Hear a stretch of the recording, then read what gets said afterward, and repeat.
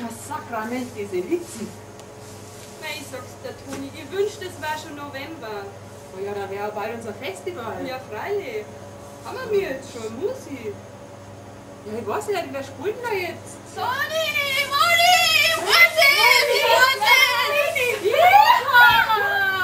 Ja, sauer! Wisst was?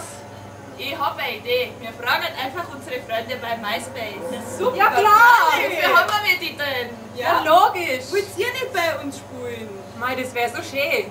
Das Festival der Liebe findet statt Am 30. November und am 1. Dezember in Kairo in Würzburg. Wenn ihr bei uns spielen wollt, dann schickt uns doch ein Video oder eine Kassette oder ein Brief. Die Informationen findet ihr auf der MySpace-Seite. Der Einsendeschluss ist der 1. September.